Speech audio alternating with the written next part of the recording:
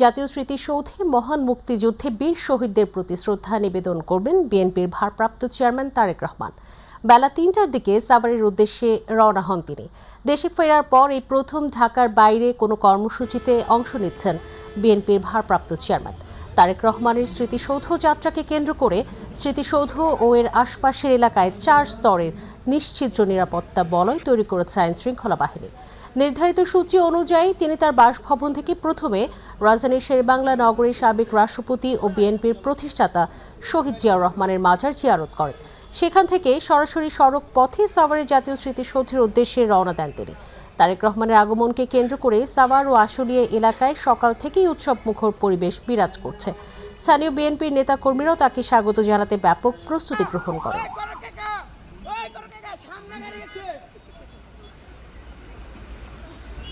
দর্শক, এই মুহূর্তে জাতীয় স্মৃতিসৌধে আছেন সহকর্মী মাহবুব সৈকত, সরাসরি যুক্ত হচ্ছেন আমাদের সাথে। মাহবুব, তারেক রহমানের শ্রদ্ধা নিবেদনের সবশেষ কি তথ্য আছে আপনার হাতে, এবং বিএনপির সিনিয়র নেতৃবৃন্দ অন্য কোনো তথ্য জানিয়েছেন কিনা? অনেক ধন্যবাদ।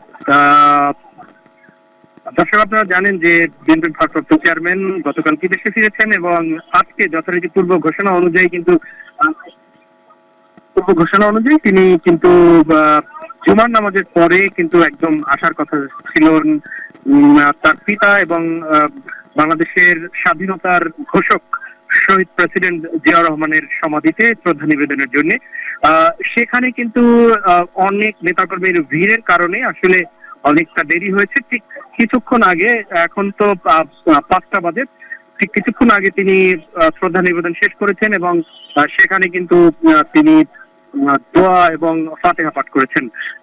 এখন কিন্তু শেরেবাংলা নগরে যে জিয়ার সমাধি, সেই সমাধি থেকে তিনি বের হয়েছেন। বের হয়ে তার যে গাড়ি বহর, সেখানে আসলে আগাতে কষ্ট হচ্ছে, কারণ হচ্ছে নেতাকর্মীদের মধ্যে তাকে যে দেখার, এক নজর দেখার যে আগ্রহ, সেই আগ্রহ থেকে কিন্তু সবাই তার সেই গাড়ি বহরের দিকে ভিড় করছে এবং তারেক রহমানের বহনকারী যে গাড়ি বহর, সেই গাড়ি বহর কিন্তু আগাতে পারছে না। বিএনপির যে স্বেচ্ছাসেবক তারা রয়েছেন একদিক থেকে, তারপরে হচ্ছে আইন শৃঙ্খলা বাহিনী রয়েছেন। সেই আইন শৃঙ্খলা বাহিনীও কিন্তু আসলে ততটা বেগ পেতে হচ্ছে যে তার গাড়িকে একদম নির্বিঘ্ন ভাবে এগিয়ে যেতে। সামনের দিক থেকে পুরো রাস্তাই আসলে ভর্তি।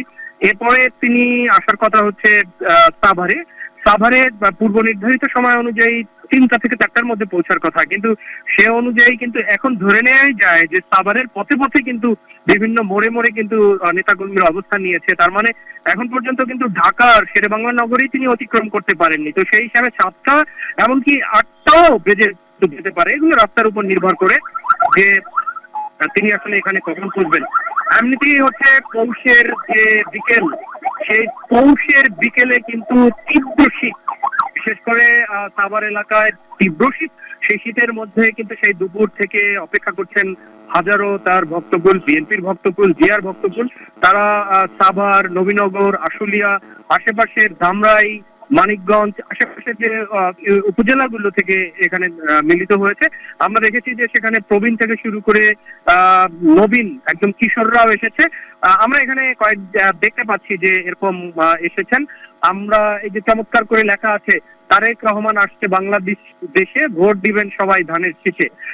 এখানে কিশোররাও এসেছে। আমরা একটু ওদেরকে জিজ্ঞেস করি, সেটি হচ্ছে, তোমার তো ভোটার না হয়নি, তো তুমি ভোট দেওয়ার কাদেরকে আহ্বান জানাচ্ছ? ধানের শীষে। তুমি তো ভোট দিতে পারবে না, তারা ভোট দিবে। ওকে, তার বাবা মাকে ভোট দিবে এটি বলছেন। এখানে আপনি কোথেকে এসছেন?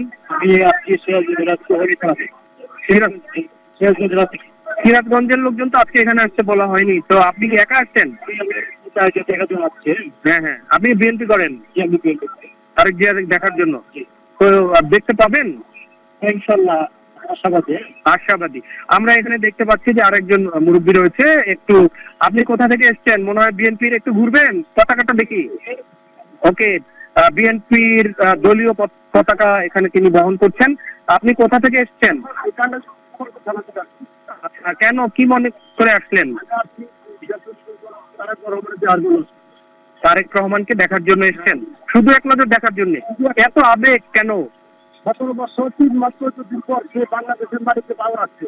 জি। আর এই 17 বছর 3 মাস 14 দিন আমরা দেখতে পাইনি। আচ্ছা। ব্যক্তিগত সরকার বিভিন্ন হামলা মামলা দিয়ে এই দেশ থেকে তারা আমরা দেশের সন্তান দেশে পাইছি। ইনশাল্লাহ আমরা তারে প্রধানমন্ত্রী বানাবো ধানের শীষে ভোট দিয়ে।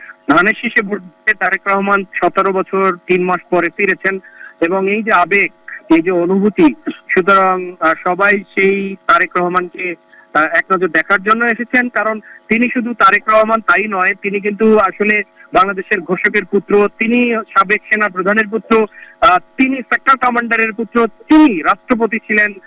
জিয়াউর রহমান সেই শহীদ জিয়ার পুত্র একদিক থেকে, আর একদিক থেকে বাংলাদেশের প্রথম নারী প্রধানমন্ত্রী খালেদা জিয়া, সেই খালেদা জিয়া তিনি পুত্র, যেমনটা তিনি তিনবারের প্রধানমন্ত্রী এবং আপসীন নেত্রী খালেদা জিয়ারও পুত্র। এই অনেক ভাবে কিন্তু একটি বিষয় হচ্ছে বাংলাদেশের ইতিহাসে তিনি কিন্তু পরিবার কেন্দ্রিক রাজনীতি থেকে বড় হয়েছেন, এমনটা না মনে করছেন বিশ্লেষকরা। তারা বলছেন যে তিনি ধাপে ধাপে ধাপে ধাপে রাজনীতি শিখে শিখে এই পর্যন্ত এসেছেন। তো সেই জায়গা থেকে আসলে একটি বিষয় বলতেই হয়, তা হচ্ছে যে এই যে তাকে দেখার, তাকে অনুভূতি, গতকালকে তিনি সমাবেশে কিন্তু বলেছে আই হ্যাভ এ প্ল্যান। গতকালকে কিন্তু তিনি সমাবেশে যেমনটা বলেছেন যে আই হ্যাভ এ প্ল্যান, যে আমার একটি পরিকল্পনা আছে, এবং সেই পরিকল্পনা কিন্তু 31 দফা কর্মসূচির মাধ্যমে তিনি কিন্তু আগেই জানিয়ে দিয়েছেন। আপনারা জানেন যে আগেই জানিয়ে দিয়েছেন বাংলাদেশকে তিনি কিভাবে গড়বেন। আপনারা দেখতে পাচ্ছেন যে এখানে হাজারো জনতা সেই হাজারো জনতার অপেক্ষা করছে, কিন্তু যেভাবে হাজারো জনতা জিয়াউর রহমানের সমাধিতে, সেভাবে হাজারো জনতা সাভারের স্মৃতিসৌধেও কিন্তু অপেক্ষা করছেন। তো এই অপেক্ষার প্রহর আসলে তারা চান যে তাদেরকে নেতৃত্ব বিএনপির ভারপ্রাপ্ত চেয়ারম্যান দেখ, তারা চান বেগম খালেদা জিয়াও যেন সুস্থ হয়ে যাক, এবং তারা চান সবাই যে যেমন সবাইকে মিলে তারেক রহমান যে ঘোষণা দিয়েছেন যে দেশ গড়ার, সেই দেশ গড়ার অংশীদার তারা হতে চান। তারা চান কোনোভাবেই যেন দেশ আবার ফ্যাসিবাদের কবলে না যান। যে স্বৈর শাসন গত 1.5 দশক তাদের ঘাড়ে চেপে বসেছিল, যে খুন গুম এবং জুলুম নির্যাতন সয়েছে দেশের মানুষ, এবং বিরোধীদের যে দমনের জন্য যে পন্থা বিগত সরকার যেভাবে নিয়েছিল, তারা চান সেই দিন আর যেন ফিরে না আসুক। তো নিশ্চিদ্র নিরাপত্তার বলয় গতকালকের মতো আজকেও কিন্তু আসলে এই দুই জায়গাতেই নেওয়া হয়েছে। নিশ্চিদ্র নিরাপত্তা, সেনাবাহিনী, তারপরে হচ্ছে বিজিবি, পুলিশ, র্যাব, সবকিছু মিলে এক নিশ্চিদ্র নিরাপত্তা বলয়ের মধ্য দিয়ে কিন্তু তারেক রহমানের এই গতকালকে থেকে আজকে পর্যন্ত যে তার এই জিয়ার সমাধি, সেই সমাধিতে যেভাবে নিশ্চিদ্র নিরাপত্তা রয়েছে, ঠিক তেমনি সাভার স্মৃতিসৌধ আমরা দেখতে পেয়েছি যে আইন শৃঙ্খলা রক্ষার যতগুলো বাহিনী রয়েছে ততগুলো বাহিনী কিন্তু সক্রিয় আমরা দেখতে পেয়েছি। এখানে স্বেচ্ছাসেবকরাও রয়েছে, তারাও চেষ্টা করছেন যে এই শৃঙ্খলা রক্ষার্থে।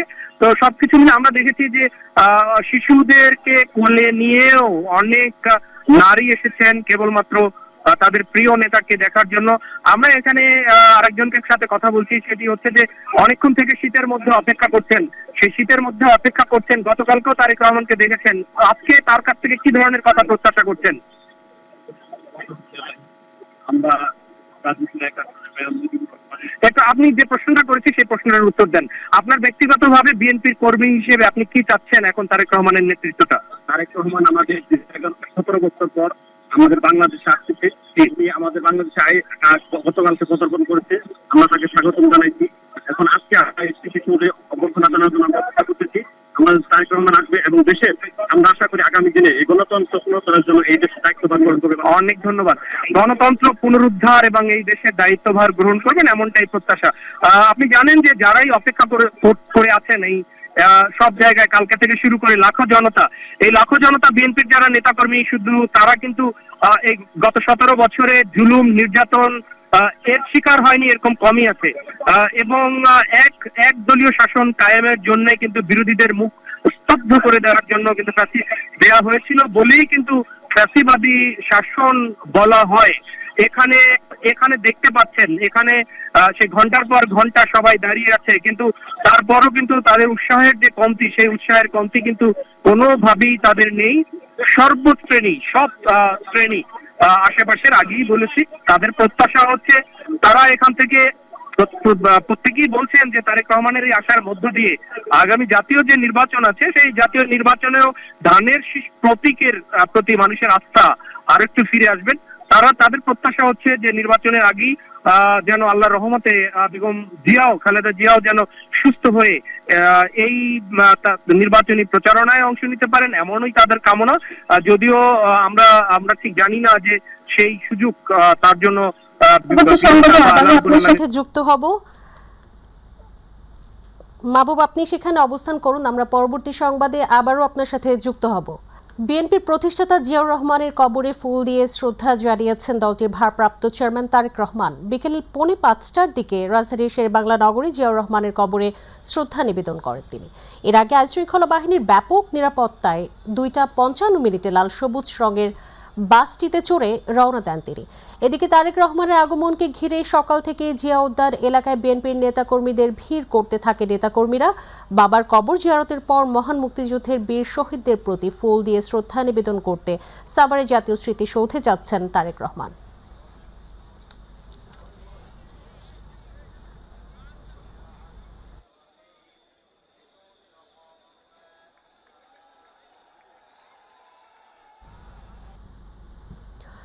পথে পথে হাত নেড়ে লাখো নেতাকর্মীরা ভালোবাসা ও অভিবাদনের জবাব দিয়ে পিতা ও বিএনপির প্রতিষ্ঠাতা শহীদ রাষ্ট্রপতি জিয়াউর রহমানের কবরে শ্রদ্ধা নিবেদন করলেন বিএনপির ভারপ্রাপ্ত চেয়ারম্যান তারেক রহমান। গুলশানের বাসা থেকে বের হয়ে শেরেবাংলা নগর জিয়া উদ্যান পর্যন্ত সড়কের দুই পাশে নেতাকর্মী ও সাধারণ মানুষের তারেক রহমানকে হাত নেড়ে শুভেচ্ছা জানান। কঠোর নিরাপত্তায় তারেক রহমানের গাড়ি বহর জিয়া বিজয় সরণি এলাকায় পৌঁছালে সড়ক জোড়া লাখো নেতাকর্মীর কারণে থমকে যায় তার গাড়ি বহর। এরপর ধীরে ধীরে এগিয়ে যায় সামনে। এদিকে জিয়াউর রহমানের সমাধিস্থলে আগে থেকে উপস্থিত বিএনপি মহাসচিব মির্জা ফখরুল ইসলাম আলমগীর কথা বলেন সাংবাদিকদের সাথে। তিনি এ সময় বলেন, বিএনপির ভারপ্রাপ্ত চেয়ারম্যান তারেক রহমানের নেতৃত্বে বাংলাদেশ সত্যিকার অর্থে গণতান্ত্রিক রাষ্ট্রে পরিণত হবে।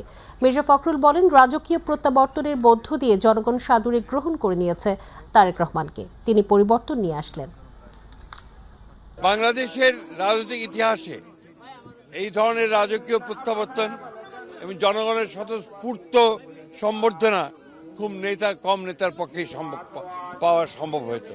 2006 সালের পরে আবার আজকে এই 2025 সালের ফের ডিসেম্বর মাসে 26 তারিখে আজকে আবার সেই নেতা বাংলাদেশের স্বাধীনতার ঘোষক শহীদ প্রেসিডেন্ট জিয়া রহমান সাহেবের মাজারে আজকে তিনি জিয়ারত করতে আসবেন এবং এখানে তিনি পুষ্পস্তবক অর্পণ করবেন। তার সঙ্গে থাকবেন স্থায়ী কমিটির সদস্যবৃন্দ এবং নেতৃবৃন্দ। চাঁদপুরের হাইমচর এলাকায় মেঘনা নদীতে এমভি জাকির সম্রাট 3 ও অ্যাডভেঞ্চার 9 লঞ্চের মুখোমুখি সংঘর্ষে নিহত হয়েছেন অন্তত 4 জন। এ সময় গুরুতর আহত হন আরও 3 যাত্রী। বৃহস্পতিবার দিবাগত রাত 1:38 হাইমচর উপজেলা ও হরিণা এলাকার মাঝামাঝি স্থানে এই দুর্ঘটনা ঘটে। সংঘর্ষে এমভি জাকির সম্রাট 3 লঞ্চের নিহতরা হলেন আব্দুল গনি, সাজু, রিনা ও হানিফ। প্রত্যক্ষদর্শীরা জানিয়েছেন, ঢাকার সদরঘাট থেকে বরিশাল ও ঝালকাঠিগামী অ্যাডভেঞ্চার 9 লঞ্চের সঙ্গে ভোলা থেকে যাত্রী নিয়ে ঢাকাগামী এমভি জাকির সম্রাট 3 লঞ্চের চাঁদপুরের হাইমচর এলাকায় মুখোমুখি সংঘর্ষ হয়। সংঘর্ষের পরপরই লঞ্চে থাকা যাত্রীদের মধ্যে আতঙ্ক ছড়িয়ে পড়ে। এ সময় এমভি জাকির সম্রাট 3 লঞ্চে থাকা 4 জন যাত্রী নিহত হন। এ ঘটনায় আরও 3 জন আহত হয়েছেন। আহতদের উদ্ধার করে নিকটবর্তী চিকিৎসা কেন্দ্রে পাঠানো হয়েছে বলে জানান নৌ পুলিশ। দুর্ঘটনার কারণ অনুসন্ধানে সংশ্লিষ্ট কর্তৃপক্ষ কাজ করছে বলে জানান তারা। এই লঞ্চ এবং যে আরেকটি লঞ্চ দুর্ঘটনা কবলিত দুটি লঞ্চেরই যারা যারা এখানে দায়িত্বে ছিল তাদেরকে অ্যারেস্ট করার জন্য বলা হয়েছে। ইনকোয়ারি হবে, সেই ইনকোয়ারির পরে বোঝা যাবে। এবং ইতিমধ্যে কতগুলো ইনস্ট্রাকশন অলরেডি বিআইডব্লিউটি এর চেয়ারম্যান আমার এখানে আছে, ডাইরেক্টর শিপিং এখানে লোকজন আছে, তাকে বলা হয়েছে যে কুয়াশায় কোনো লঞ্চ রাত্রে চলবে না। যতক্ষণ পর্যন্ত ভিজিবিলিটি ভালো না হয় ততক্ষণ পর্যন্ত তারা ছাড়বে না এবং যেখানে তারা দাঁড়াবে সম্পূর্ণ লাইট জ্বালায় দাঁড়াতে হবে। বাল্কহেড এই মৌসুমে সকাল 8টার আগে কোনো বাল্কহেড যদি চলাচল করে তাকে অ্যারেস্ট করার কথা বলা হয়েছে। ঘন কুয়াশার কারণে টানা 9.5 ঘন্টা বন্ধ থাকার পর দৌলুদিয়া পাটুরিয়া নৌ রুটে ফেরি চলাচল পুনরায় স্বাভাবিক হয়েছে। বৃহস্পতিবার দিবাগত মধ্যরাত 12টা থেকে হঠাৎ করে কুয়াশার ঘনত্ব বেড়ে গেলে নৌপথের দৃশ্যমানতা কমে যায়। এতে যাত্রী ও যানবাহনের নিরাপত্তার কথা বিবেচনা করে সাময়িকভাবে ফেরি চলাচল বন্ধ রাখে কর্তৃপক্ষ। পরবর্তীতে কুয়াশার ঘনত্ব কমে গেলে আজ সকাল 9:30 দিকে পুনরায় ফেরি চলাচল শুরু করা হয়। বর্তমানে নৌরুটে স্বাভাবিকভাবে ফেরি চলাচল করছে বলে জানিয়েছে বিআইডব্লিউটিসি কর্তৃপক্ষ। কুয়াশায় উভয় ঘাটে যানবাহনের দীর্ঘ সারি ও যাত্রী দুর্ভোগ দেখা দেয়।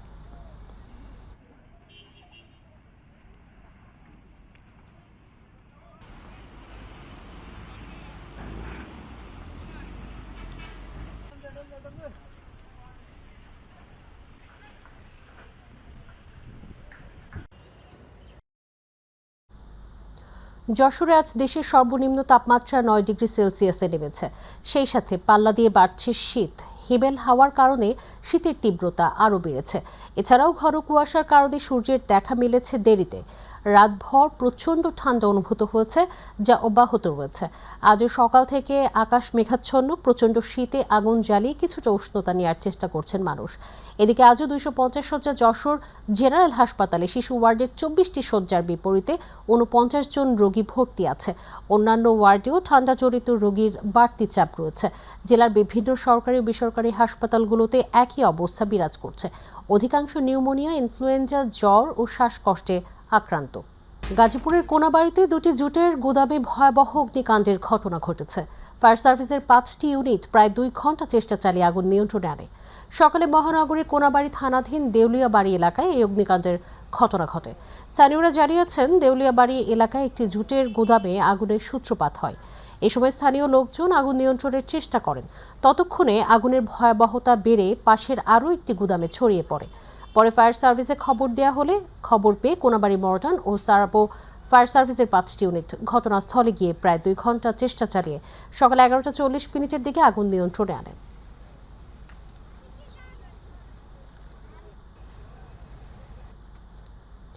সুনামগঞ্জের তাহিরপুর সীমান্ত এলাকায় অভিযান চালিয়ে 24টি বিস্ফোরক ইলেকট্রিক ডেটোনেটর উদ্ধার করেছে বিজিবি। সকালে উপজেলার চারাগাঁও সীমান্তের মাইঝাটি এলাকা থেকে পলিথিনে মোড়ানো অবস্থায় এসব বিস্ফোরক দ্রব্য উদ্ধার করা হয়। দুপুরে এক সংবাদ বিজ্ঞপ্তির মাধ্যমে বিষয়টি নিশ্চিত করেন সুনামগঞ্জ ব্যাটালিয়ন 28 বিজিবির অধিনায়ক lieutenant colonel AKM Zakaria Kadir.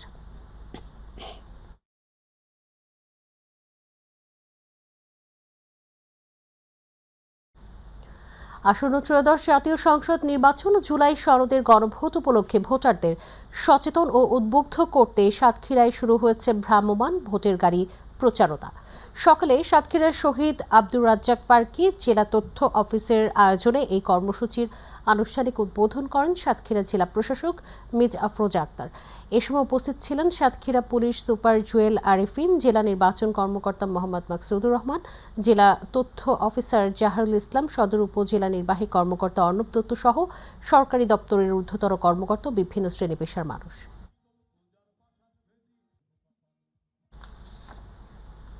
ত্রয়োদশ জাতীয় সংসদ নির্বাচনে পটুয়াখালী 2 বাউফল আসনে গণ অধিকার পরিষদের ট্রাক মার্কা প্রতীকের মনোনয়ন ফরম সংগ্রহ করেছেন হাবিবুর রহমান হাবিব মাস্টার।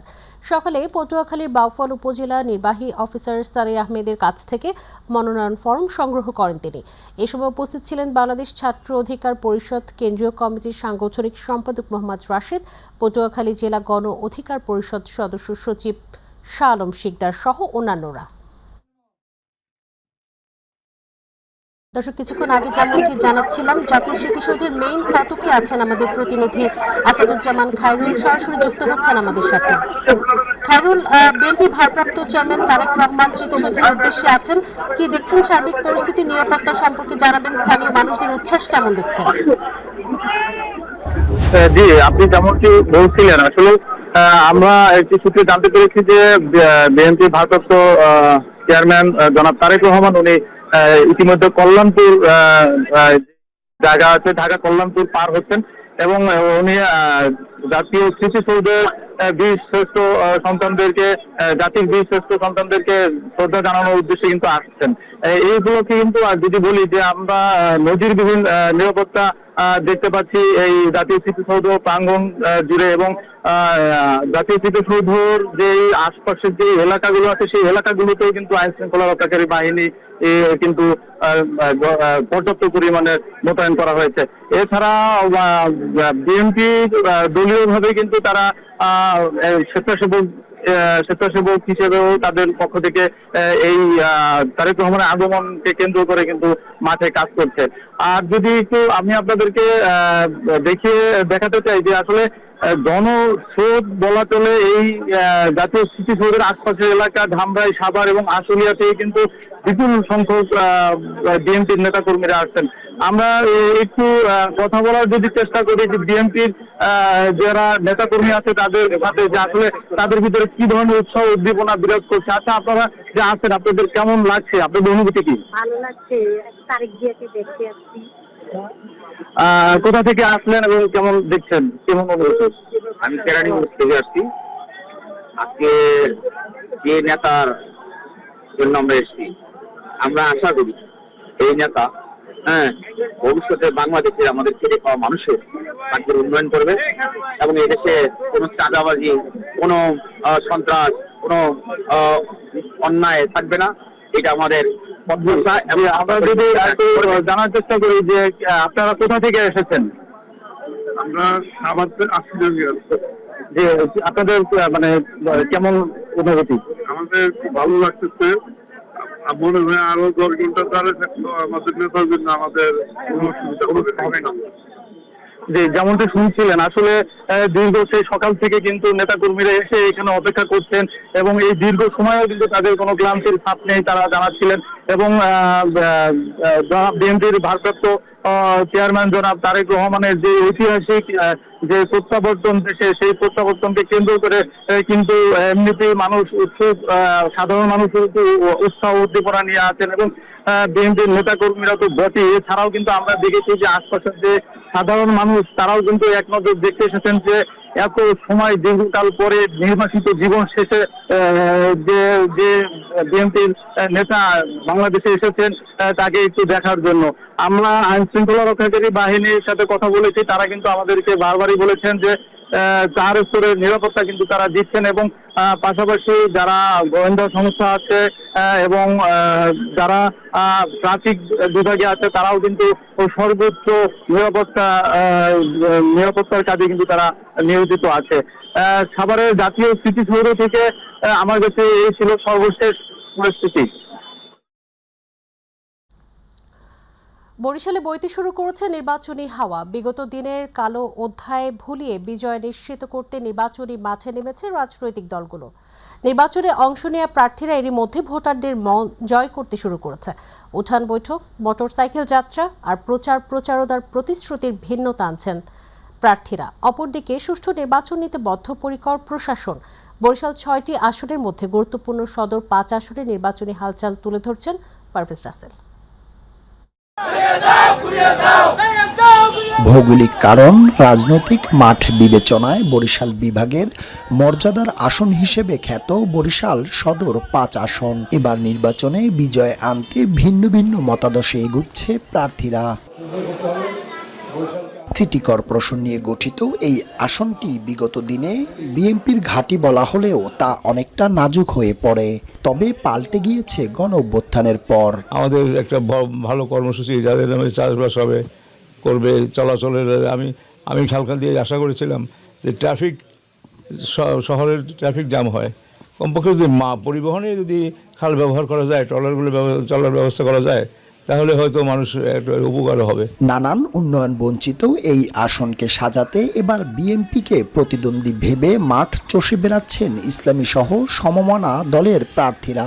মানুষ আসলে কল্যাণকর একটি ব্যবস্থা চায়, সেজন্য যাকে তারা মনে করে যে কল্যাণের ক্ষেত্রে ভূমিকা রাখবে তাদেরকেই তারা পছন্দ করে বেছে নেয়। যদি মানুষ পরিবর্তন চায় তাহলে ইসলামের পক্ষে ভোট না দেওয়ার কোনো যুক্তি নেই। 92% মুসলমান, কিন্তু আজকে মুসলমানদের মধ্যে ইসলামী সেই চেতনা আমরা জাগ্রত করতে পারিনি, বরং ইসলামী ফোবিয়া আমাদের মধ্যে সৃষ্টি করা হয়েছে। সবার কথা একটাই, গণতন্ত্র উদ্ধার করে প্রত্যেক ভোটার তার নিজের ভোট দিয়ে নির্বাচিত প্রতিনিধি দিয়েই করাবে এ অঞ্চলের উন্নয়ন। আমরা শুধু কাগজে ইশতেহারে বিশ্বাসী না, আমরা আমাদের সংগ্রাম দিয়ে প্রমাণ করেছি যে আমরা জনগণের জন্য রাজনীতি করি এবং আমরা বিশ্বাস করি যদি এখানে একটা ফেয়ার ইলেকশন হয় তাহলে অবশ্যই জনগণ আমাদের পক্ষেই রায় দেবে। গণ অভ্যুত্থানের পরে নতুন বাংলাদেশে এবার ভোটাররা আরো সচেতন হওয়ায় সকল প্রার্থীরাই দেখছেন বিজয়ের স্বপ্ন, দিচ্ছেন নানান প্রতিশ্রুতি, আর সুষ্ঠু ভোট নিয়ে বদ্ধপরিকর প্রশাসন।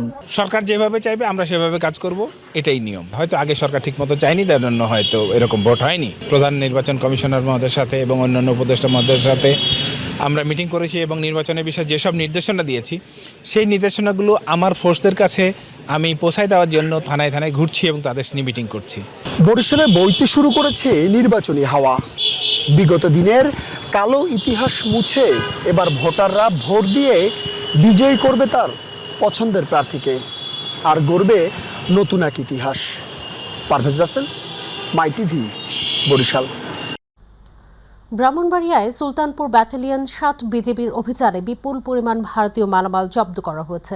সুলতানপুর ৭ বিজিবি ব্যাটালিয়নের অধিনায়ক লেফটেন্যান্ট কর্নেল মোহাম্মদ জিয়াউর রহমানের পাঠানো প্রেস বিজ্ঞপ্তি থেকে জানা গেছে, সকালে ব্রাহ্মণবাড়িয়ার সুলতানপুর ৭ বিজিবির অধীনস্থ আখাউড়া, কসবা ও কুমিল্লার ভারতীয় সীমান্ত এলাকায় বিজিবি সদস্যরা অভিযান চালিয়ে ১,১৫,০০,০০০ টাকা মূল্যের ভারতীয় শাড়ি, থান কাপড়, ইলেকট্রিক পণ্য এবং খাদ্য সামগ্রী জব্দ করে।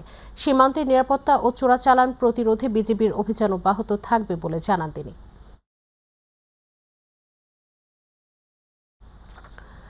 ধর্ম অবমাননার মিথ্যা অভিযোগ এনে দীপু চন্দ্র দাসকে পিটিয়ে ও পুড়িয়ে হত্যার প্রতিবাদে গোপালগঞ্জে বিক্ষোভ মিছিল ও মানববন্ধন কর্মসূচি পালিত হয়েছে।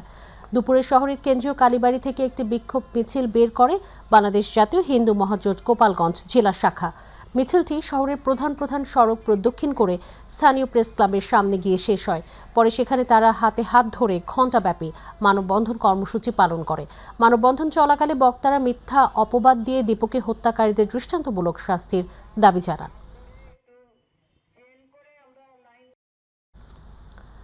পটুয়াখালীর দুমকি বাউফল সড়কের রাজাখালী শ্রীরামপুর ব্রিজ সংলগ্ন সড়কে মালামাল পরিবহনের টমটম অটোবাইক সংঘর্ষে অটোবাইক যাত্রী রবিউল ইব্রাহিম নামের 2 জন নিহত এবং অপর 2 জন আহত হয়েছেন। আহতরা হলেন মোহাম্মদ সুমন সর্দার ও আব্দুল কাদের। তাদের গ্রামের বাড়ি বাউফলের ঝিলনা ও কলতা এলাকায়। নিহত শিশু রবিউলের বাড়ি পার্শ্ববর্তী বাউফল উপজেলার ঝিলনা এবং ইব্রাহিমের গ্রামের বাড়ি কলতা এলাকায়। দুমকি থানার অফিসার ইনচার্জ মোহাম্মদ সেলিম উদ্দিন বলেন, লাশের সুরতহাল করে মর্গে পাঠানো হবে। এ ব্যাপারে মামলা দায়ের প্রক্রিয়াধীন। নুরানি তালিবুল কোরআন বোর্ড চট্টগ্রাম বাংলাদেশের অধীনে পরিচালিত 3য় শ্রেণীর কেন্দ্রীয় সনদ পরীক্ষার ফলাফল প্রকাশ করা হয়েছে। হাটহাজারী কেন্দ্রীয় কার্যালয়ের মিলনায়তনে আনুষ্ঠানিকভাবে ফল ঘোষণা করা হয়। এবছর সারা দেশে ৩,০৯২টি কেন্দ্রে ১০,৩১২টি প্রতিষ্ঠানে ৭,২৯,৭39 জন শিক্ষার্থী পরীক্ষায় অংশ নেয়। এর মধ্যে উত্তীর্ণ হয়েছে ৯৬.৮৯% শিক্ষার্থী। সর্বোচ্চ জিপিএ 5 পেয়েছে ৪৭,৩৭২ জন। ফলাফল প্রকাশ অনুষ্ঠানে সভাপতিত্ব করেন পরীক্ষা নিয়ন্ত্রক মুফতি মোহাম্মদ আলী কাশিমি এবং প্রধান অতিথি ছিলেন বোর্ডের চেয়ারম্যান আল্লামা মুফতি খলিল আহমেদ কাশিমি সহ অন্যান্য প্রশিক্ষক, পরিদর্শক ও কর্মকর্তাবৃন্দ। বক্তারা নুরানি শিক্ষা ব্যবস্থার অগ্রগতি ও কোরআন ভিত্তিক শিক্ষার গুরুত্ব তুলে ধরেন। চট্টগ্রামের রাউজানে অগ্নিকাণ্ডে ক্ষতিগ্রস্ত হিন্দু পরিবারের পাশে দাঁড়িয়েছেন রাউজান বিএনপি অঙ্গ সংগঠনের নেতৃবৃন্দ। রাউজান পৌরসভার 5 নম্বর ওয়ার্ডের বনকিপাড়া এলাকায় সুকু বণিক শীল ও অনেক শীলের অগ্নিকাণ্ডে ক্ষতিগ্রস্ত ঘর পরিদর্শন করেন নেতারা। এছাড়া কুন্দেশ্বরী মন্দির এলাকা, ঢেউয়াপাড়া, বড়ুয়াপাড়া ও কেওয়াটি সহ বিভিন্ন স্থানে অগ্নিকাণ্ডে ক্ষতিগ্রস্ত পরিবারগুলোর খোঁজ খবর নেওয়া হয় এবং আর্থিক সহায়তা প্রদান করা হয়। এ সময় উপস্থিত ছিলেন নুরুল হুদা চেয়ারম্যান, পৌরসভা বিএনপির সাধারণ সম্পাদক সৈয়দ মঞ্জুরুল আলম সহ দল ও অঙ্গ সংগঠনের নেতৃবৃন্দ। নেতারা ক্ষতিগ্রস্ত পরিবারগুলোর প্রতি সমবেদনা জানিয়ে ভবিষ্যতেও পাশে থাকার আশ্বাস দেন।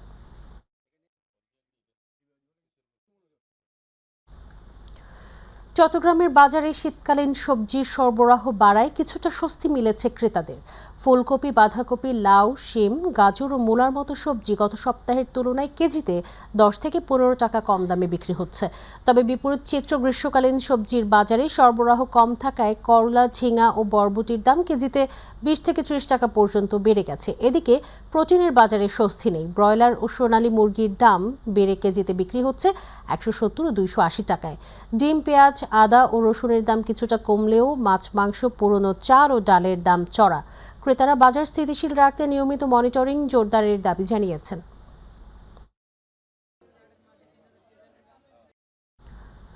স্মৃতি আর আবেগের মেলবন্ধনে মানিকগঞ্জের ঘিওর উপজেলার ঐতিহ্যবাহী বানিয়াজুর ইউনিয়ন সরকারি স্কুল অ্যান্ড কলেজের 80 বছর পূর্তি ও পুনর্মিলনী অনুষ্ঠান বর্ণাঢ্য আয়োজনে সম্পন্ন হয়েছে। 25শে ডিসেম্বর দিনব্যাপী বিদ্যালয় প্রাঙ্গণে অনুষ্ঠিত এই মিলন মেলায় নবীন ও প্রবীণ শিক্ষার্থীদের পদচারণে এক উৎসব মুখর পরিবেশের সৃষ্টি হয়। সকাল থেকেই কুয়াশা ভেজা শীত উপেক্ষা করে বিদ্যালয়ের প্রাক্তন 5000-এর বেশি শিক্ষার্থীরা ক্যাম্পাসে ভিড় করতে থাকেন। অনুষ্ঠানের শুরুতে জাতীয় পতাকা উত্তোলন ও পবিত্র কোরআন তেলাওয়াতের মাধ্যমে কার্যক্রম শুরু করা হয়। অনুষ্ঠানের উদ্বোধন ঘোষণা করেন মানিকগঞ্জ 1 আসনের বিএনপি মনোনীত প্রার্থী এস.এ. জিন্না কবিরের সহধর্মিণী শায়লা কবির। পুনর্মিলনী উদযাপন কমিটির সভাপতি ডক্টর মোহাম্মদ কায়কোবাদের সভাপতিত্বে আলোচনা সভা ও স্মৃতিচারণ অনুষ্ঠানে স্বাগত বক্তব্য রাখেন উদযাপন কমিটির সাধারণ সম্পাদক মোহাম্মদ শাহিন মিয়া হাসিন। প্রধান অতিথি ছিলেন মানিকগঞ্জ জেলা বিএনপির মানিকগঞ্জ 3 আসনের বিএনপি মনোনীত এমপি প্রার্থী আফরোজা খানম রিতা। বিশেষ অতিথি হিসেবে বক্তব্য রাখেন মানিকগঞ্জ 1 আসনের বিএনপি মনোনীত প্রার্থী এস.এ. জিন্না কবির। আলোচনা সভা শেষে এক মনোজ্ঞ সাংস্কৃতিক অনুষ্ঠানের আয়োজন করা হয়। সন্ধ্যায় সঙ্গীত পরিবেশন করেন ওয়ারফেজ মিজান, লালন ব্র্যান্ডের সুমি সহ আরও অনেক শিল্পীরা।